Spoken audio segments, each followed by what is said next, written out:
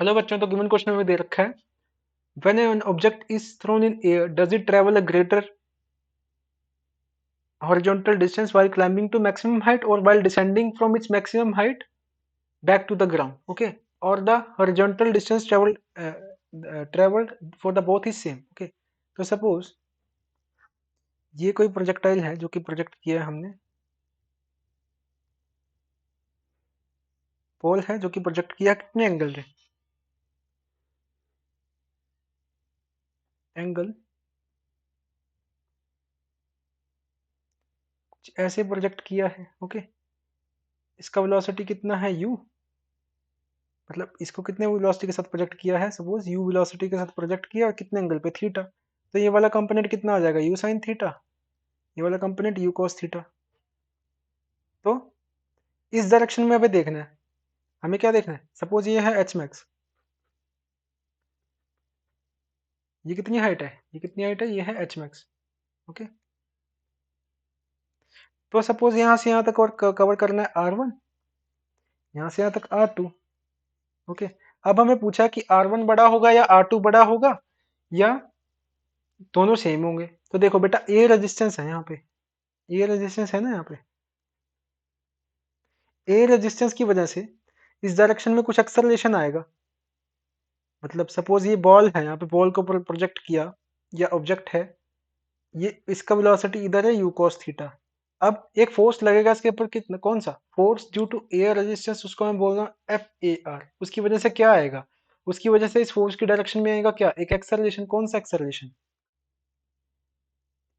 AR, acceleration due to air resistance.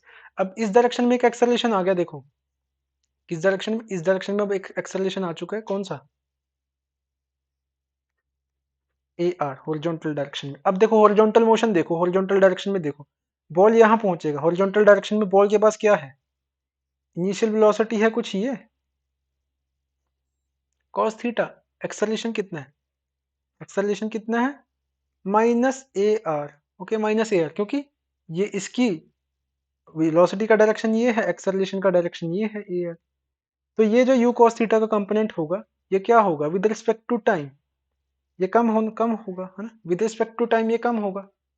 तो suppose यहाँ पे आके ये कितना हो जाता है, v cos थीटा।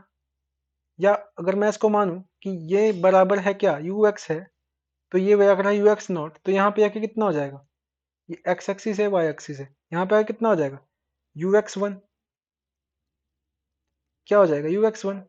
और यहाँ पे जब तक आएगा, यहाँ पे कुछ आ गया ux2, यहाँ पे कितना, ux2, ओके। तो हमें पता लग गया कि इस डायरेक्शन में एक एक्सेलरेशन है जो कि क्या करेगी, इस कंपोनेंट को, ये वाला कंपोनेंट है इसको कम करेगी, क्योंकि एक्सेलरेशन का डायरेक्शन और इस कंपोनेंट का डायरेक्शन क्या है, अपोजिट है। तो मतलब ux not is greater than ux1 is greater than ux2, ठीक है, इतना हमें समझ में आता है। ux1 मतलब यहाँ आते आते जितना जितना स्पीड यहाँ से यहाँ तक था, कम हुआ ना, कम हो गया यहाँ से यहाँ तक, अब यहाँ कम से और कम होगा। तो मतलब कौन सा डिस्टेंस ज्यादा ट्रेवल करेगा, r1 is greater than r2, क्योंकि अगर यहाँ पे 10 मीटर पर सेकेंड था, तो यहाँ पे आते आते सपोज हो गया 5 मीटर पर सेकेंड, है ना। अगर ये था कितना, अगर ये था ux था 10 मीटर पर सेकेंड फॉर एग्जाम्पल, तो ux1 कितना हो गया 5 मीटर पर सेकेंड, और ये कितना हो गया 3 मीटर पर सेकेंड। तो स्पीड कम होता जा रहा है ना, अब सीधा देखो, speed is equal to distance upon time. अगर स्पीड कम होता जा रहा है तो डिस्टेंस भी तो कम होगा, अगर ये कम होता जा रहा है तो ये भी तो कम होगा डिस्टेंस, ओके। ये डिस्टेंस भी तो कम होगा, जितना इस हाफ में ट्रेवल किया, तो ये ज्यादा होगा ये कम होगा, r1 is greater than r2, क्योंकि r1 हाफ में स्पीड कहाँ से कहाँ तक थी, ज्यादा थी, और r2 हाफ में कम थी, ठीक है, इस हाफ में कम थी मैक्सिमम हाइट के बाद। तो सिर्फ हम कौन सी डायरेक्शन की स्पीड की बात कर रहे हैं, इस डायरेक्शन की स्पीड की बात कर रहे हैं, जस्ट इस डायरेक्शन की, हॉरिजॉन्टल डायरेक्शन की हम स्पीड की बात करें, तभी मैंने यूएक्स लिखा है, ओके। तो यहाँ अगर 10 सेंटीमीटर 10 मीटर पर सेकंड थी, यहाँ पे आके कितनी हो जाएगी, 5 मीटर पर सेकंड हो जाएगी, और यहाँ पे और कम हो जाएगी। तो आप देखो कि सिंपल सा फॉर्मूला था, speed is equal to distance upon time.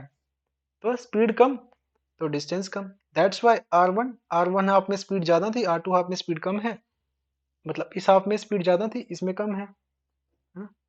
तो R1 is greater than R2, मतलब क्लाइंबिंग की distance of climbing is greater, distance of climbing is greater than distance of descending. Okay, तो मतलब कौन सा R1, ये था क्लाइंबिंग, यहां तक ये था डिसेंडिंग, ठीक है। तो डिस्टेंस कितना, हॉरिजॉन्टल डिस्टेंस की बात करें ना, तो कैसे क्या लिख सकता हूं मैं, horizontal distance climbing while climbing is greater than horizontal distance while descending, horizontal distance while descending। Okay, तो R1 is greater than R2।